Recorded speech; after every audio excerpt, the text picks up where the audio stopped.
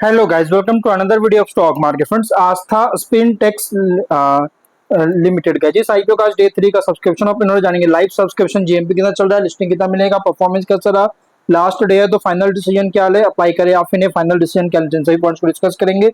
और ये कोई रिकमेंडेशन वीडियो नहीं था, जो भी फाइनल डिसीजन होगा अपने रिस्क पर लीजिएगा। चलिए फ्रेंड्स, वीडियो को स्टार्ट करते हैं।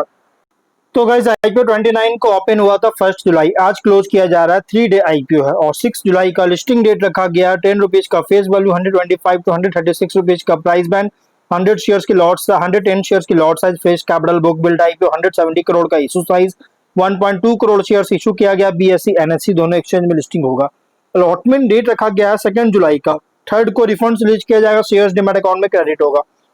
ऑफर दिया गया है कंपनी का, अगर हम बात करें तो QIB ओनली 20% ऑफर दी गई है। बिग HNI 26.7% और स्मॉल HNI 13.3, रिटेल 40% ऑफर दिया गया है।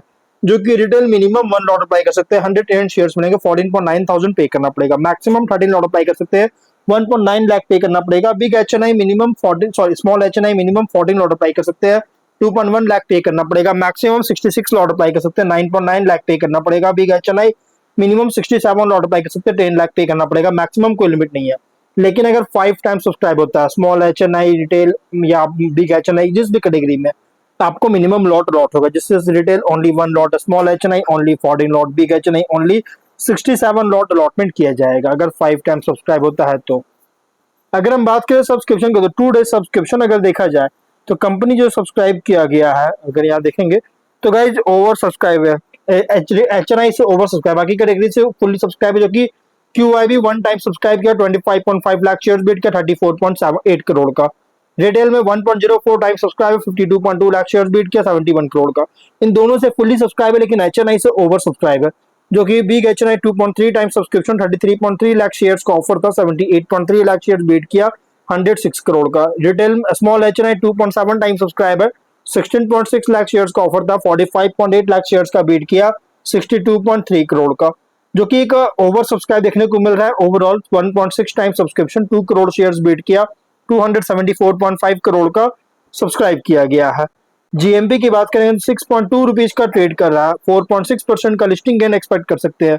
142.2 रुपीज का एस्टिमेटेड लिस्टिंग प्राइस, 687 रुपीज का एस्टिमेटेड प्रॉफिट सिंगल लॉट पर मिल सकता है। बिजनेस की बात करें तो कंपनी जो है अलग अलग टाइप के कॉटन यॉन्स और कॉटन कॉटन बेल्स का मैन्युफैक्चरिंग और ट्रेडिंग के बिजनेस में इंगेज है।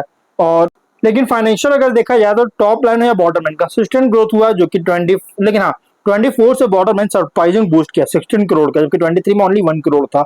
और बहुत स्ट्रॉन्ग सुपर प्रॉफिट देखने को मिल रहा है, और सुपर प्रॉफिट हो रही है गाइस। लेकिन अगर हम इसके स्वॉट एनालिसिस करेंगे, सॉरी इसके पीयर्स की बात करें, तो कंपनी का जो पीयर्स है guys, Ambika Cotton Mills, Lagnam Spintex, Pashupati Cotspin, Shriram Twistex और हरिकांता ओवरसीज, येजूर फाइबर्स, ये सभी इसके कॉम्पिटिटर है। ऑब्जेक्टिव क्या है, तो फाल्कन यॉन्स प्राइवेट लिमिटेड का एक्विजिशन करना चाहता है, जिसके लिए परचेज कंसिडरेशन का पार्ट पेमेंट करना चाहता है, और इसी में ही इंटर कॉर्पोरेट डिपॉजिट करना चाहता है वर्किंग कैपिटल रिक्वायरमेंट फंड करने के लिए। इसी सेम इसको एक्वायर करने के बाद, मतलब मेनली कंपनी जो 100% इक्विटी जो है एक्वायर कर रही है, इसका प्रोसेस में है फाल्कन यॉन्स प्राइवेट लिमिटेड का। और अगर हम रेशियोज की बात करें, ROE 12.8, ROCE 12.1, NW 11.4, PAT margin 5.6, EBITDA margin 11.2% का, डेट इक्विटी 0.6, PB है 3.1, P रेशियो 18.8 टाइम का, promoter holding ratio 74.2, post issue 53.2% का, और मार्केट कैप 600 करोड़ के अराउंड मार्केट कैप होगा।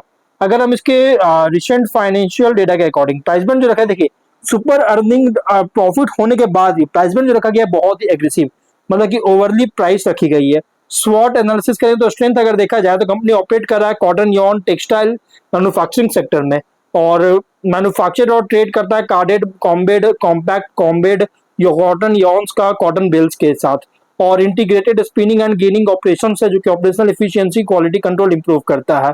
और एक डाइवर्सिफाइड यॉन के पोर्टफोलियो जो कि केटर कर रहा है नीडिंग, वेविंग, डेनिम और home textiles industrial fabric manufacturers को। और स्ट्रेटेजिकली लोकेटेड मैन्युफैक्चरिंग फैसिलिटी है जो कि एफिशिएंट सोर्सिंग और प्रोडक्शन सपोर्ट करता है। इस रिलेशनशिप B2B टेक्सटाइल कस्टमर्स के साथ स्टैब्लिश कर चुका है, जिससे रेकरिंग बिजनेस अपॉर्चुनिटीज प्रोवाइड करता है। बट वीकनेस की बात करेंगे तो बिजनेस हाईली डिपेंड करता है cotton prices and textile industry demand पर। प्रॉफिट मार्जिन फ्लक्चुएट कर सकता है रॉ मटेरियल और एनर्जी कॉस्ट में वोलेटिलिटी के कारण, वर्किंग कैपिटल इंटेंसिव है इन्वेंट्री और रिसीवेबल रिक्वायरमेंट्स के कारण, रेवेन्यू डिपेंड करता है मेनली B2B कस्टमर्स पर टेक्सटाइल इंडस्ट्री में, और बिजनेस परफॉर्मेंस इन्फ्लुएंस्ड हो सकता है एक्सपोर्ट डिमांड और टेक्सटाइल मार्केट साइकिल्स के द्वारा। लेकिन अपॉर्चुनिटीज की बात करें तो डिमांड ग्रो कर रही है cotton yarn value added textile products के लिए, और domestic and export textile markets का एक्सपेंशन रेवेन्यू ग्रोथ को ड्राइव कर सकता है। Apparel home textile industrial fabric manufacturer से डिमांड इंक्रीज हो रहा है जिससे कैपेसिटी इंक्रीज हो रहा है, जिससे कंपनी को एडवांटेज मिलता है, कैपेसिटी एक्सपेंशन ऑपरेशनल इंप्रूवमेंट्स के कारण प्रॉफिटेबिलिटी इनहांस कर सकता है। गवर्नमेंट के इनिशिएटिव्स है टेक्सटाइल सेक्टर को सपोर्ट करना जिससे long term growth opportunities provide करता है। लेकिन थ्रेट अगर देखा जाए कंपटीशन बहुत ही स्ट्रॉन्ग है डोमेस्टिक और इंटरनेशनल स्पिनिंग मिल से, कॉटन प्राइस में वोलेटिलिटी के कारण प्रॉफिटेबिलिटी को इम्पैक्ट कर सकता है। इकोनॉमिक स्लो डाउन के कारण टेक्सटाइल और एप्पल मैन्युफैक्चरर्स से डिमांड को रिड्यूस कर सकता है। Export policies global trade conditions में कोई भी बदलाव होता है तो बिजनेस को अफेक्ट कर सकता है।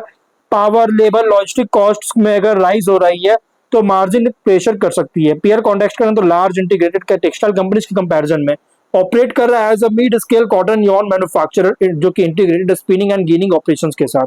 अदर स्पिनिंग मिल्स के अगेंस्ट देखा जाए तो product quality manufacturing efficiency customer relationship और ऑपरेशनल इंटीग्रेशन पर कम्पीट कर रहा है। इन्वेस्टर के लिए आईपीओ प्रेजेंट कर रहा है textile and cotton Yon sector पे जहां ग्रोथ डिपेंड करता है कॉटन अवेलेबिलिटी टेक्सटाइल डिमांड और export opportunities efficient cost management पर। लिस्टिंग स्ट्रेटजी की बात करें लिस्टिंग इन व्यू के अकॉर्डिंग सब्सक्रिप्शन डिमांड अगर स्ट्रॉन्ग होता है रिटेल HNI QIV कैटेगरीज में तो कंसीडर कर सकते हैं, लेकिन GMP ओवरऑल सब्सक्रिप्शन ट्रेंड को मॉनिटर कीजिएगा इशू क्लोज से पहले क्योंकि ये सभी एडिशनल सिग्नल प्रोवाइड कर सकता है लिस्टिंग सेंटीमेंट को लेकर। और लॉन्ग टर्म इन्वेस्टमेंट के अकॉर्डिंग देखिए ये आईपीओ उन इन्वेस्टर के लिए सुटेबल है जो कि टेक्सटाइल सेक्टर और integrated cotton yarn manufacturing business पर जिनका पॉजिटिव आउटलुक है। लेकिन revenue growth operating margin raw material cost capacity utilisation listing के बाद ट्रैक जरूर कीजिएगा। रिस्क लेवल मीडियम रिस्क है, बिजनेस परफॉर्मेंस क्लोजली लिंक्ड है कॉटन प्राइसेस टेक्सटाइल डिमांड और एक्सपोर्ट कंडीशन पर। स्ट्रेटजी वर्डिक्ट लिस्टिंग इनके लिए सब्सक्रिप्शन GMP सपोर्टिव होना चाहिए लॉन्ग टर्म के लिए सिलेक्टिव है, लेकिन हाँ उन इन्वेस्टर के लिए है जो कि कंफर्टेबल है cyclical nature of textile industry पर। Mainly IPO long term IPO से जो भी फाइनल डिसीजन होगा अपने रिस्क पर लीजिएगा। ये कोई रिकमेंडेशन वीडियो नहीं तो गाइस वीडियो यहीं पर एंड करते हैं। अगर कोई डाउट है कमेंट बॉक्स में पूछिए। मिलते हैं नेक्स्ट वीडियो में।